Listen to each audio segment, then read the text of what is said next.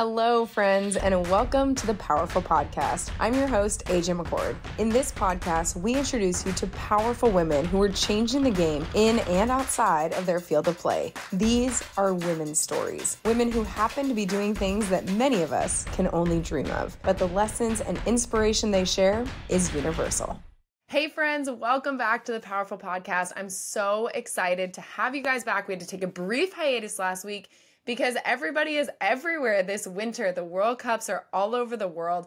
I have been traveling a ton for my job with the World Surf League, and so I was in Abu Dhabi and then Nazaré, and our guest this week has also been all over as she tries to make the Olympics for Team Canada in 2026. Cassie Sharpe is a badass new mom who just made history at the X Games by becoming the first woman to ever win a gold medal as a mom in Ski SuperPipe at the X Games. She's also been to the Olympics before. We talk about overcoming the injury, the catastrophic injury that almost cost her spot in the 22 games, what she has learned in the last 15 months since becoming a mother to her new daughter, Luella. And honestly, you guys, this one hit really close to home for me, which I wasn't expecting, but we talked about what has changed since she's become a mom and what has actually stayed exactly the same. And as someone who is a bit child hesitant of, I'm not sure if I want to become a mom or not, this episode was really meaningful for me. And I'm really grateful to Cassie for the vulnerability that she shared, and I think I'm going to be playing this one back a few times. So I hope you guys enjoy it. Welcome back to the PowHERful. I am so excited for you to hear this episode with Cassie Sharpe. Welcome back to the PowHERful. We are so excited to be back. We had to take last week off because it was just a little too hectic with the start of the year, but my goodness, are we getting back into the swing of things with a guest that I cannot wait to introduce you to. She is a Canadian free skier. She is redefining what is possible in extreme sports and motherhood. Cassie Sharpe has been to not one, but two Olympics. She's brought home a gold and a silver. And just recently, our paths crossed in Aspen, Colorado for the 2025 X Games, where Cassie came out and dominated in the women's Ski SuperPipe, bringing home the gold medal with her mom and her daughter at the base of the halfpipe. I was crying. I think everybody was crying. Cassie, I'm so excited to have you on the podcast. Thank you so much. What an introduction. I appreciate that. Well, that was only like half your accolades too. Yeah. No, that's awesome. I'm so stoked to be here.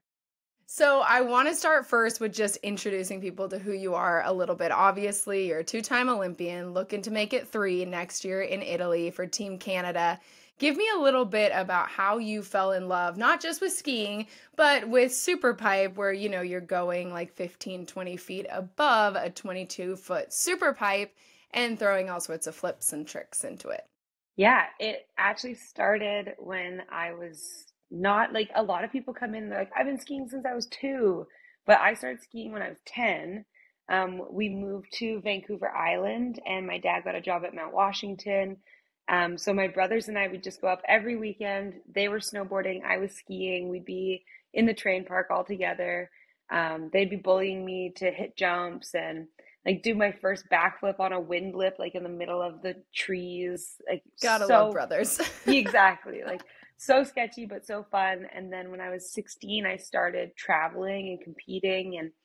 And in 2012, I went to a slopestyle contest in California, and my coach at the time, we were training the jumps, and I just could not land my cork 7, and I was getting so frustrated and so mad. And he was like, "Why don't we just go check out the half pipe, see what it's all about?" I was like, "Okay." And at the time, I was pretty fearless. I think from having brothers, like I'm the middle of my older and younger brother, and so I went to the half pipe, and he's like, "Try a flip." I was like, "Okay." He's like, "Try a spin." I'm like, "Okay." And I entered like my first half pipe contest, and I won. And I was like, "Oh, I like this. I like winning. Like I'm a very competitive person, so it's like that seems fun. We should do that more often." So I just every time there was a slopestyle contest, they kind of go hand in hand, like slopestyle, half pipe, big air. All of them kind of happen at the same places. So every time we did a slopestyle contest, I'd enter the half pipe contest, and then eventually I got on the World Cup circuit, and I was like not good by any means. When I first started, that was a pretty small contest that I won, but I built over the next couple of years. And in 2014, I made it onto the Canadian national team. And the rest is history. I love it. I love halfpipe skiing. It's scary and it's fun and it's rewarding. And when you get it right, it's so good.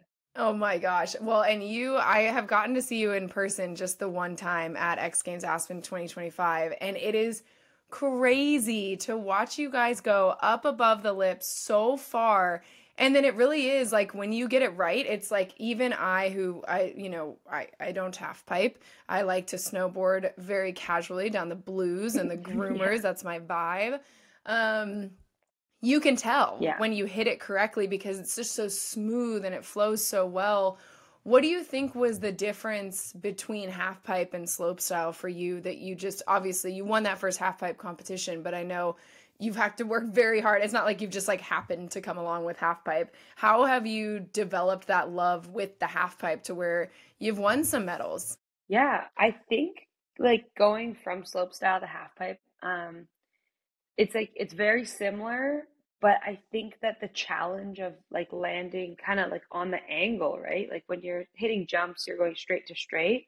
And I think the angle is kind of like what drew me in. My younger brother, Darcy, is a competitive snowboarder in slopestyle. So he kept going slopestyle. And then I started watching him do that. And I was like, you know what? I think he's better at that than I am. So I'm going to do my own thing and I'm going to go into halfpipe.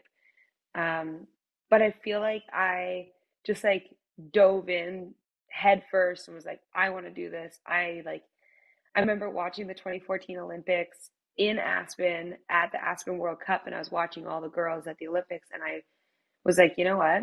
I could be there. I want to do that. I want to go. And I kind of like just dug my heels in at that moment and was like, I'm going to the 2018 Olympics. And you did, just like that. And I did. Yeah. Where does that competitive and like certain drive come from? Because it's one thing to be like, oh, I'm going to the Olympics. It's another thing to actually make it happen. How'd you do that? Yeah, I think like there's a couple factors. Again, being the middle child and only girl of a family, I'm like, I gotta like fight for my attention. Like both my brothers we're a big personality family, so we're always just battling each other. But I think once I got like a bit of a taste of winning, I think my like intuition of like competitiveness just kind of like kicked off, and I was like, I like that. I want to do more of that. And I mean, like, obviously there's like all the things behind the scenes that nobody sees is I'm going to the gym 4 times a week. I'm trampolining, I'm going rollerblading. Like I'm doing all these things behind the scenes that kind of translate to bring me into that gold medal in 2018 and silver in 2022. So I'm sorry, explain how rollerblading helped you get a gold medal in halfpipe skiing. It's so embarrassing. Rollerblading is so embarrassing for myself and like not good at it. But like imagine X Games vert ramp, like a huge 22-foot vert ramp where there's skateboarding and rollerblading on it. Our coach made us, in the nicest way, made us go and just like try to like ride the transitions on rollerblades. Because you have to be so much more balanced and so much more centered on rollerblades than you do on skis. Like on skis, you can rely on your tips and tails, whereas on rollerblades, you've got this much error. And so we're all like wrist pads, knee pads, elbow pads, helmet. We're all just so scared in this huge 22-foot vert ramp. But in the end, like it actually like translates to like switch riding through the pipe. And it was pretty funny. Wow, that is, of all the ways that I've heard people train for their sports, I don't know that I ever would have guessed rollerblading, superpipe skiing. I don't know that would have crossed my mind as a crossover. No, but I mean, if you look right now, Alex Ferreira, he's been on the podium, 14 podiums in a row, and he's killing it. And he probably goes and rollerblades at Woodward every week. Like, wow. Yeah, it really translates, which is crazy. That is. And that's such a cool insight into, I always think of like those reels that you see of like people at the gym, like somebody with like one hand down on the side of the treadmill and like running. And you're like, what are they training for? And it turns out it's like bobsled where, you know, they have to like run and hold on to the thing. Hold on. Yeah, so it's Yeah. so cool that so duly noted. If you want to become one of the best half pipe skiers in the world, start by being a really good rollerblader in a half pipe. Yeah. Okay. Honestly, it's a crazy translation, but it works. Well, clearly, because we have a gold medal in the Olympics and then a silver medal in 2022.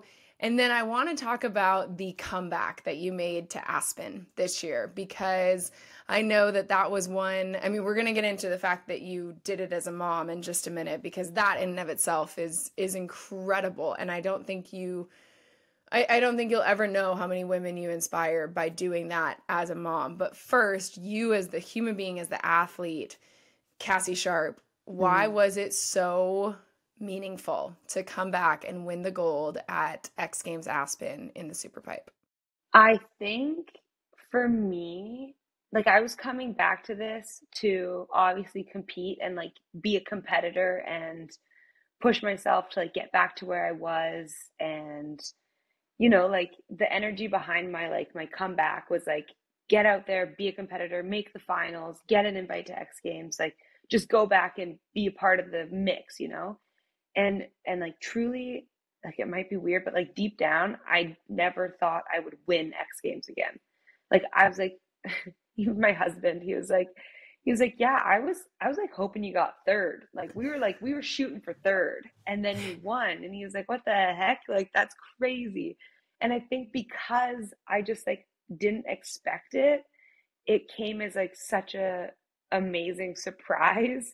And like not I mean, yeah, to toot my own horn, I was skiing really well that night. Like I was Mm-hmm. on, and I feel like I like because I didn't have all the pressure on myself to be like, oh, you're in here to win. I was like, oh, I'm in here to like have fun and like hope for third. Like it just like kind of set a different tone of my skiing. Like I kind of felt like I had nothing to lose. It was like either you land a really good run or you don't. And yeah, it all came together, and I put it down. And I think because it was just like so, whoa, you won, that's crazy, I didn't expect it, that it meant even more than just hitting the podium. Well, and it was a place you had to exercise some demons from, right? Because a few years ago, that SuperPipe forced everything to halt for you. So Yeah, walk me through the injury that happened 3 years before and why that SuperPipe in particular you had a little vendetta against. for sure. Yeah, in 2021 at the X Games, I was trying a new trick. I was doing the cork 12. I'd landed it the run before, but it wasn't super clean. And I went back up to the top, and my ski tech, he goes, what are you gonna do this run? I said, I'm gonna go big or go home. And I went home. So, No. but yeah, I just landed a little deep with a bit of a twist, and I tore my ACL and my MCL. And I was sitting in the bottom of the pipe. Just there's just like such a nervous system like shock that comes through with doing that. And I've seen other people blow their knees, and they always scream, and I'm always like, oh, like that's so like just like, ooh, like I hate that. And then I did it, and I was screaming, and I was like, this is so embarrassing. Like I was so embarrassed. And one of my monster TMs, he was on the deck, like 22 feet up. I'm sitting in the bottom, and he goes, Cassie, somebody's coming, someone's coming. And I looked at him, I was like, I just blew my knee, I need help. He's like, Oh. they're coming, they're coming. And so, anyways, I left that contest. I still got silver, which was great from my run before. Um, but I definitely left feeling pretty battered and pretty sad. And the like stressful part about it was like a year out to the Olympics. Yeah. And I was like, how am I gonna make this work? Usually you can't ski before like 10, 11 months. You're pushing it at 9 months, and I had to be competing at 10 months. So I was like trying to like play with the timeline and like how can I make this work? And then because of COVID, when we got back to Canada, I had to quarantine for 14 days. So I couldn't even get into surgery before that. So then I go into surgery 2 weeks after getting home. In surgery, they're hitting the staple into my femur to like fix it. Broke my femur in surgery. Oh, So, I'm sorry. so it's insane. So I ended up spending like 3 days at the hospital because I was just in so much pain because they broke my femur. It was just like a 1 in a million freak accident. So I spent 3 days at the hospital, and then I came home, spent 2 weeks with my mom and dad, and then just like really hit the rehab hard. And then, yeah, at 9 months, I went to Switzerland, started skiing groomers, came back, and then kind of got thrown into contests. And again, I think honestly the like no pressure thing kind of helps because like as soon as I qualified for the Olympics, I was like, great, like I've done what I need to do. Like, let's just have some fun. And then when I like go into the Olympics with just fun, I go into the X Games with just fun. It's like the results follow the like no pressure take.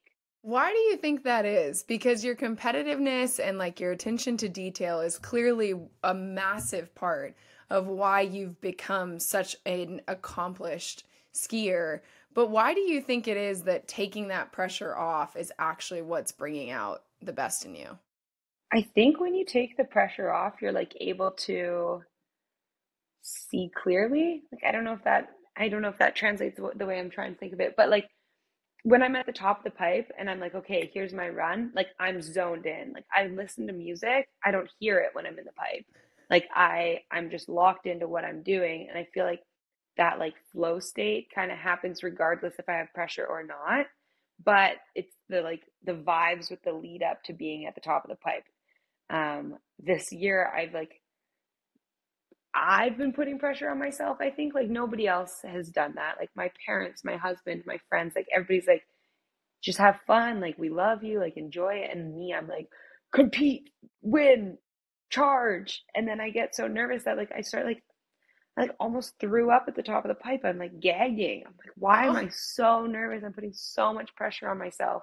So I feel like the energy behind like being like, it's all good. Like have fun, do what you know how to do, and like enjoy yourself is very different from the like, oh my God, I'm so nervous. Cause then you get all like tight and scared, and yeah, it's just a totally different vibe. It's so interesting. So I cover a lot of professional surfing too, and we always hear them talk about the flow state and trying to find that rhythm and like get in that mode before they hit the water. And I think semi-similar, right? Like oftentimes they're competing in an ocean, and so it's easy to sort of feel that rhythm with Mother Nature. And obviously you're also competing on Mother Nature, but a much more stable and created Mother Nature. But yeah. I think the thing that is always so hard, so I was a competitive gymnast, and I think entering that flow state is something that almost every athlete can relate to, right? Like there's something about when you come into it and you're like just locked in, and it's like your body, your mind trusts that you know what you're about to do and that you can execute what you're about to do. But how do you manage the before part? Like how have you figured out how to make that switch as a fierce competitor from I have to be locked in, this has to be intense, I have to charge, to I'm just going to have fun and I'm just going to see what happens. Like what do you mentally have to remind yourself of to switch that? We've worked with a team psych for a really long time. She's like the dean of the University of Calgary, and she's got these crazy tools that leading up to the 2018 Olympics, like I obviously going into it, there was like articles that came out and it was like, Cassie's a shoe-in to win. And I'm like, how do you know that? Like, I don't even know that. Like, don't say that. And it's like, you have to like separate yourself from these things. And so we've like, I guess, trained ourselves to like block out the noise. And I feel like when I'm like, okay, I'm about to drop in, like I just have to pay attention to what I'm doing. Like nothing else matters. Like there's people on the deck screaming at me. They don't matter. There's, cameras, there's an announcer. You can hear them talking about you, but it all doesn't matter. What I have control over is just what I'm doing. And so I think that's like where I take like my most like flow state is like I'm in control of me and my movements, and that's where I thrive is like when I'm not paying attention to things that are kind of outside of my control. Yeah. Ugh. If only it was so easy to do. If only it was easy to just let go of it. But I like that sort of mindfulness practice of coming back to just control what I can control, focus on that, and then sort of let the chips fall where they may. Yeah. One of the things that you decided to take control of was coming back to the X Games at all after having your daughter, Luella, in, Mm-hmm. it was August of 2023. Mm-hmm. So I was reading a bunch of articles, and it sounds like it was X Games 2024. You were sitting on the floor with Luella watching everybody else drop into the super pipe. And what did you think to yourself? I want to do that. It was kind of like I was watching them go, and like I was watching the girls go big, and I just like that like weightlessness of like flipping and spinning. I was just like, I don't think I'm done yet. Like I feel like I can come back. Like I want to come back. I want to keep doing that. And it was kind of like the timing worked really well to like come back this year as like an Olympic qualifying year and then go to the Olympics. Like the way that I had her and like it all just kind of worked out. And like my husband and I had this big conversation like, are you serious? Like, do you actually want to do it? Like, how do we make this work? And it took a few months to like understand that like I wasn't just like being competitive watching them being like I just want to compete, like I just want to do that. Like it was like no, like I actually want to do skiing. Like I want to like not only do I want to compete, but like I want to go skiing. I want to go back in the half pipe. I want to do flips. And it was like if I don't do it now, I'm not going to ever do it again. I'm 32, which isn't old, but it's the oldest in the field. And now I'm a mother, and it's like if I didn't go for it right now, I would have always regretted not trying. And why was it so important for you to have Luella there with you? I think it's like not only for me really cool to have her there, but like it's cool for all of the competitors and all of our friends and all of their parents that come out and all of the fans. And like it's so like beautiful to have her just this little beaming ray of sunshine, just so happy to be there, so happy to be. She loves the cold, she loves ice. Like it's crazy. We'll be sitting on the couch and she'll just look at me and go, ice. I'm like, sure. So I get her like an ice cube from the fridge. Like she's obsessed. Sweet. So yeah, she's a big sweetheart. And I think maybe if she wasn't as easygoing or as sweet or like as like well traveled, like I brought her with me all over, because when I first started skiing I was still breastfeeding. Like I kind of had to have her with me. And also like the mom guilt is pretty real. Like I feel like having her with me is easier than missing her or wondering if I'm doing enough if I'm not there. So it's kind of like a big circular answer that it's just better, cooler, funner to have her with me than not. Yeah, it is. And I mean, I like can still picture you coming down at the end of your run in Aspen and your mom's holding your daughter, and we were talking after you stepped off the podium and you said, I want my daughter to know that her mom's a badass. And I think that that's something that is really, I mean, I feel like all around sports, right? We are seeing women come back to be competitive athletes in their field once they've had a child. And I think in sports like basketball and soccer, we've seen a lot of examples of that. And we're seeing more and more every year, which is amazing because women are redefining what's possible. When you look around the world of extreme and Olympic and action sports, there's not that many who have been able to come back and do it, I think partially innately because the sport is so risky to begin with. I mean, you just walked us through a terrible injury that you suffered in 2021. What gave you the confidence and sort of the certainty that this was the right path for you? I think it's honestly a bit of a selfish answer where it was like, I don't know yet who I am without skiing. So like I'm a mom now and it's the best thing I've ever done. Like I honestly don't remember what I was doing without her. Like she's the best thing ever. But I as Cassie, like as a person, like I don't know what my calling is, what my interests are, what my hobbies are, what my job is. Like, I don't know who I am without skiing yet. So when I was kind of like thinking about it, when I was sitting on the floor watching X Games last year, I was like, I am not ready to give it up. And it comes with like risk reward too, because I know that like if I get injured, like I still have a baby to watch. I like, who's gonna do that? I have to do that. So it's like, yeah, there's like the risks that come with it, but there's also like massive rewards of winning X Games and having my daughter there watching, and like exactly that. Like in a few years, she'll be like, I was there when my mom won X Games. Like that's the coolest thing ever. So I feel like it's like, it's a bit selfish, but it's also like a reminder that like your life doesn't end after having a kid. And I was just trying to look, but I saw yesterday, I think Lexi DuPont, she just won best performance out surfing on the big waves. And I'm like, that's Justine so DuPont. sick. I was in Nazareth. That's why we had to push this interview. Yeah. It's so cool. Yep.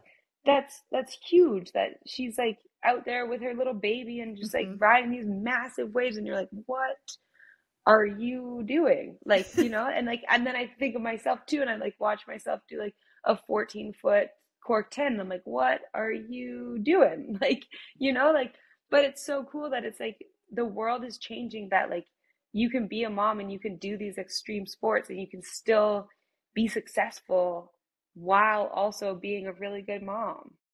What do you think? Because I literally talked with Justine about that 2 days ago before the Nazareth contest, and she almost joked with me because, you know, her son is actually not much older than Luella is, or he's younger than Luella is. He's younger, yeah. He's younger, so he's just about to be a year old.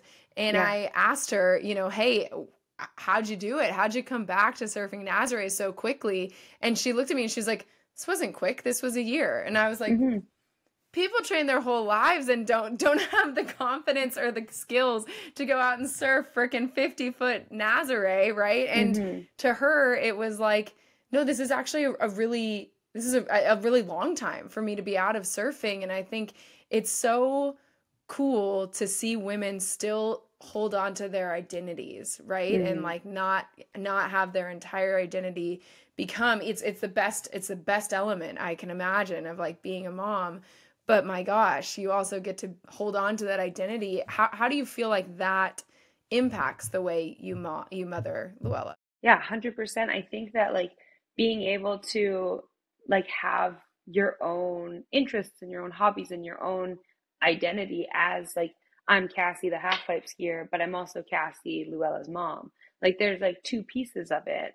And it's so special because like exactly like she said, like that wasn't fast. It was a year. Like I started skiing when Lou was like 7 months old, and everybody's like, you're crazy. I'm like, I mean, I came back approximately at the same time after a knee injury. Like it's like, you know, you build yourself up. Obviously, I was going to the gym 3 times a week, and like you train to be back to do what you want to do. But it's like, if you're committed to doing your sport, or you're committed to doing, you want to run a marathon, you want to do the Ironman, you want to go rock climbing, you know, you're going to train and you're going to take the steps to get yourself back up there.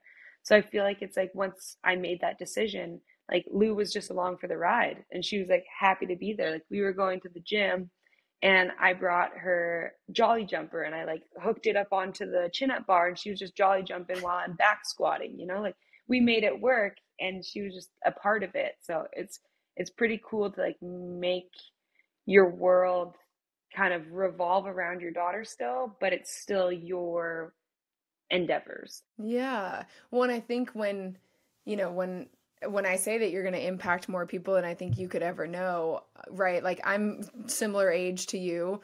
I don't have any kids yet, but I think of my career where I'm jet setting around the world to cover the best athletes in the world. And for a long time, it was hard for me to even picture having a kid in my career, right? Because it's kind of like, dang, how can I do this? How can I travel internationally around the world? Because I don't want to give that up. I don't want to miss out on telling the stories of incredible athletes like you, like Justine, like who I get to cover on the World Surf League. but how can I do that when I have, Mm-hmm. if there's a daughter involved or a son or whomever, and then I see you, and then I see Justine, and then I see somebody like Carissa Moore, who's going to, who's about to have her child, and Jack Robinson and his wife travel with their son Zen all around the world. And I go, oh, there are people doing this. It is Mm-hmm. possible. It is Mm-hmm. something that, like, I don't have to give up this thing that has defined me for so long.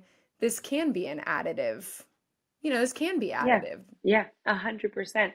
Like I have a girlfriend who lives in Squamish as well, and she texted me and she's like fully like, thank you for showing me that like my life doesn't have to be over when I have a kid. Like I don't have to, like we're going to Mexico next week. She's like, if I had a kid, like I could bring the kid. I'm like, of course you can bring the kid. Like obviously it actually gets harder as they get older to travel. Like lose a year and a half now, and it's like you get on the plane and you're like, okay, I've got snacks, I've got a book, I've got toys, I've got like everything to like distract her. But when they're like, I don't know, like 5 to 9 months old, they're just little puddles and they just travel along. You just strap them to your chest. And it's like, there's definitely like ways to make it work that you can thrive in your own life and have your little baby in tow. Mm. What do you think is the thing, if you're talking to, someone like your friend, someone like me, who has that anxiety, who has that fear that, hey, having a kid will change everything. And by changing everything, it means that my life is actually not going to feel like my own anymore. What's the piece of advice that you would give those of us who are child hesitant because we like our Mm-hmm. lives just the way they are? Yeah, so much. But if I had to like file it down into like one little neat thing, is that the first 4 months are going to be hell. That's what it is. That's just, there's nothing else you can do. But if you leave the house once a day, you're going to keep a bit of normalcy. And that was something that like saved me. It was somebody was like, just leave the house once a day. Like after the first month and you've healed and like you've recovered, leave the house. Trust yourself that like that if you leave the house and the baby's crying, you know what it needs. It's a diaper, it's milk, it's cuddles, it's whatever it is.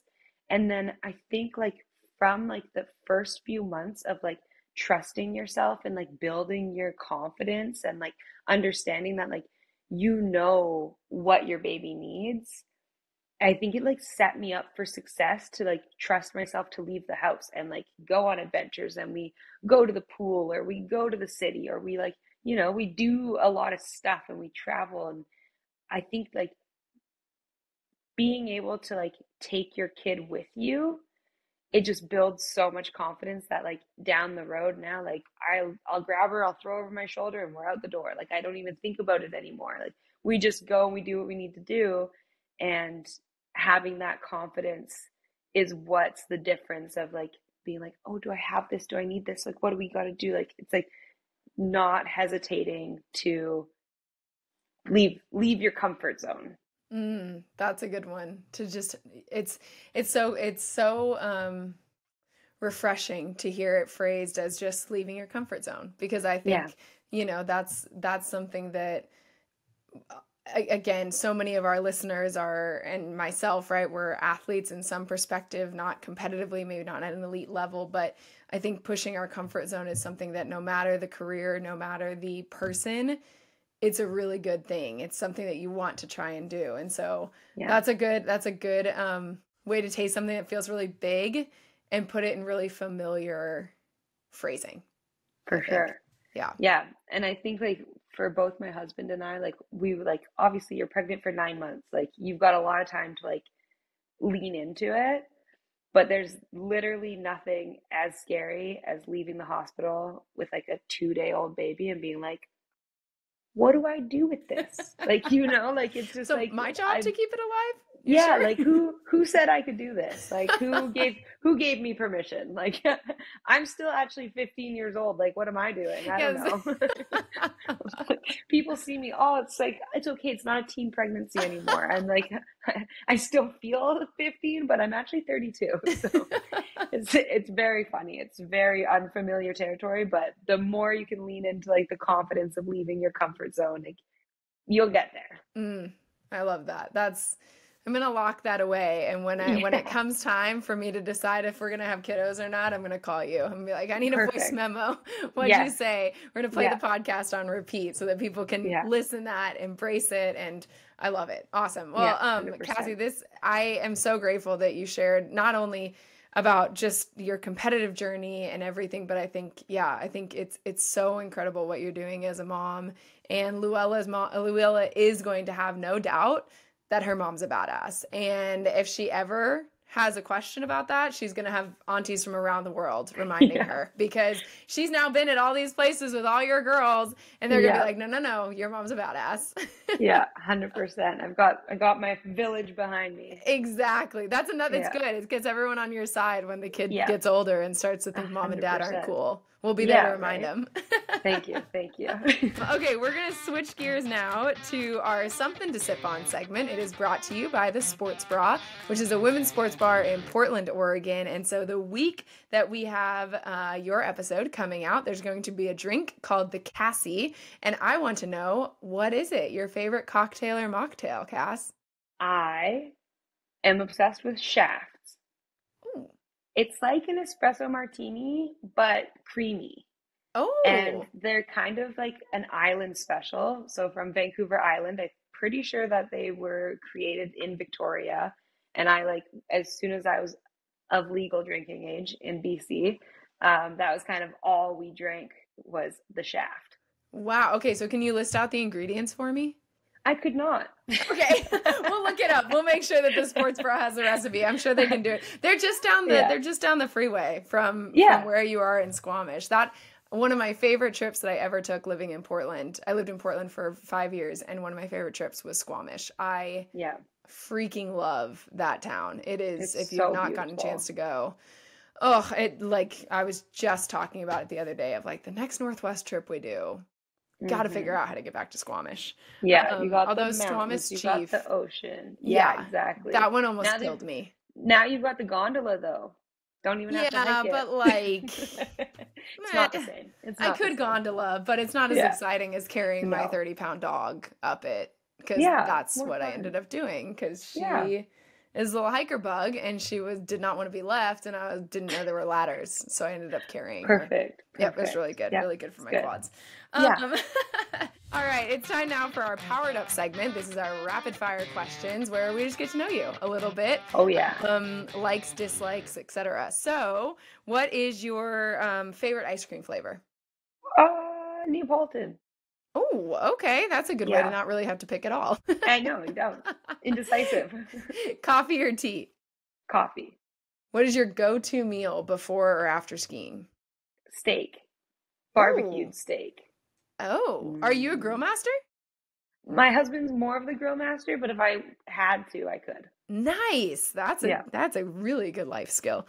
Are you an early bird or a night owl? Unfortunately, I'm a night owl, but also an early bird because of the baby. So I just don't really sleep. Perfect. We love sleeplessness. Yes. What is a favorite place your sport has taken you? France. What part of France? It's a little ski village called Teen. It's the best place on earth. I love it there so much. Oh. The food, the people, the partying, the skiing, so good. Oh, that sounds amazing. If you weren't an Olympic skier, what sport would you want to be an Olympian in? Something low risk. I'm thinking curling. I was going to go curling, but I kind of wanted to go summer, so I was thinking javelin. Oh, we think that's lower risk? Well, I mean, you're kind of launching. Oh, I was thinking fencing, javelin, throwing. Javelin, I like that. Track and field. That feels good. Yeah. I feel like I could throw pretty far. Yeah, I have no doubt that you could throw very far. What was your favorite dessert? I love a good cheesecake. That's a good one. What is your dream vacation spot? Bora Bora. Oh, have you been there? No. Oh. I'd love to go to French Polynesia, Tahiti, Bora Bora, anywhere in that area, but it's expensive. And it's far. It's so also, far. yeah, It's hard to get to. It's not easy. So beautiful. You've got to go LA or Seattle. You can probably get there from Seattle, I would guess. Maybe. Not easily or cheaply, but you can probably get there. You could definitely get there somehow. Yeah. What is the best piece of advice you've ever gotten?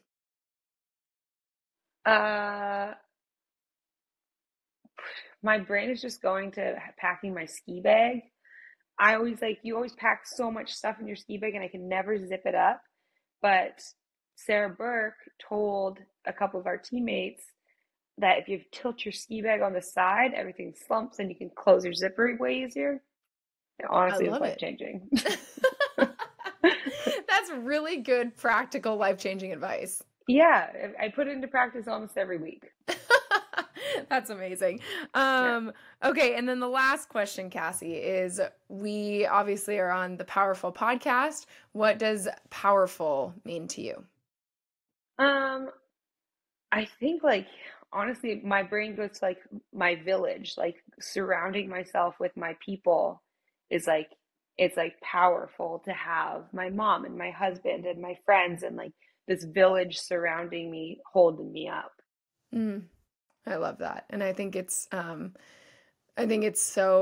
a good reminder that no one is ever really in it alone. And I think behind every powerful woman is a village, and we're so 100%. Grateful for that. Always. Awesome. Cassie, well, thank you so much for joining us. I cannot wait to watch you in the rest of the World Cup season, and hopefully in Italy next year. We will be rooting for you, cheering you on, and yeah, don't worry. You've got a lot of people who remind Luella how much of a badass her mom is. Hell yeah. Thank you so much. I appreciate it. It's so fun. So fun. We'll see you next time, PowHERful Squad. This is a reminder to check us out every Tuesday, everywhere you get your podcasts. And if you really enjoy this and don't want to miss an episode, be sure to hit that subscribe button.